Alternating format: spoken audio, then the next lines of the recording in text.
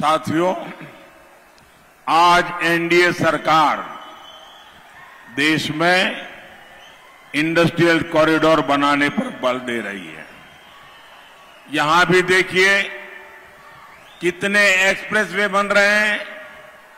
चारों तरफ 4 लेन, 6 lane highway बन रहे हैं।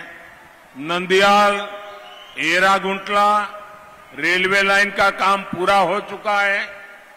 नई कडप्पा बेंगलुरु रेलवे लाइन स्वीकृत हो चुकी है।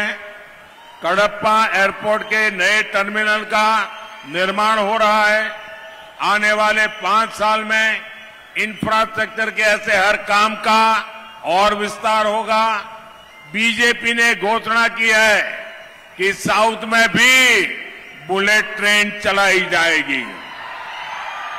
आप मुझे बताइए, आंध्र प्रदेश में बुलेट ट्रेन चलनी चाहिए कि नहीं चलनी चाहिए?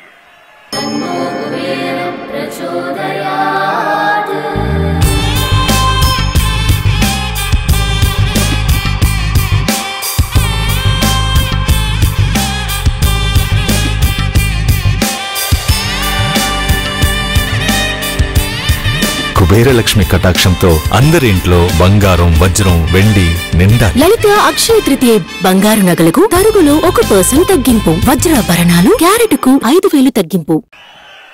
మిత్రులారా, నేడు దేశంలో పారిశ్రామిక కారిడార్ల నిర్మాణాలకు ఎన్డీఏ ప్రభుత్వం పెద్దపీట వేస్తుంది. ఇది కూడా చూడండి, దేశంలో అనేక రకాలుగా ఎక్స్ప్రెస్ హైవేలు నిర్మాణం అవుతున్నాయి. అన్ని వైపులా 4 లైన్లు, 6 లైన్లు జాతీయ రహదారులు నిర్మాణం అవుతున్నాయి. ఇక్కడ నంద్యాల, ఎర్రకుంట్ల రైల్వే లైన్లు పనులు పూర్తయ్యాయి. కడప బెంగళూరు మధ్య కొత్త రైల్వే లైన్ ఆమోదం లభించింది. కడప విమానాశ్రయానికి కొత్త టెర్మినల్ నిర్మాణానికి నిర్మాణంలో ఉంది. రాబోయే 5 సంవత్సరాల్లో మౌలిక సదుపాయాల పనులు మరింతగా విస్తరిస్తాయి. బీజేపీ ప్రకటిస్తుంది ఏమిటంటే దక్షిణాది రాష్ట్రాలకు కూడా బుల్లెట్ ట్రైన్ కావాలని. మీరు నాకు చెప్పండి, ఆంధ్రప్రదేశ్ కి बुलेट ट्रेन कावाला वद्दा?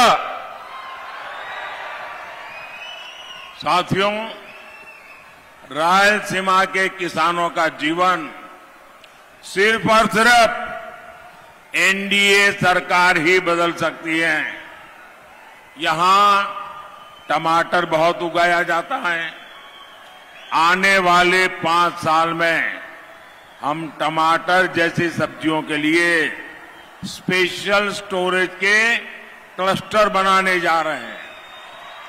पुलिवेंदुला में बनाना प्रोसेसिंग क्लस्टर से किसानों और नौजवानों को बहुत लाभ हो रहा है। आने वाले 5 सालों में फूड प्रोसेसिंग इंडस्ट्री का विस्तार होगा। इसमें भी एफपीओ यानी फार्मर प्रोड्यूसर ऑर्गेनाइजेशन को मदद दी जाएगी। మిత్రులారా, రాయలసీమలో రైతుల జీవితాన్ని కేవలం ఎన్డీఏ ప్రభుత్వం మార్చగలుగుతుంది. ఇక్కడ టమాటా పంటను విస్తారంగా పండిస్తారు. రాబో 5 సంవత్సరాల్లో మేము టమాటో మరియు ఇతర కూరగాయల కోసం ప్రత్యేక శీతల గిడ్డంగులు క్లస్టర్లను సృష్టించబోతున్నాం. పులివెందుల్లో అరటి పండు ప్రాసెసింగ్ క్లస్టర్ల వల్ల రైతుకు, యువతకు లబ్ధి చేకూరుతుంది. రానున్న 5 సంవత్సరాల్లో ఫుడ్ ప్రాసెసింగ్ రంగంలో మరింతగా విస్తరిస్తుంది. ఇందులో కూడా ఎఫ్పీఓ రైతు ఉత్పాదక సంస్థలకు సహకారం అందించబడుతుంది.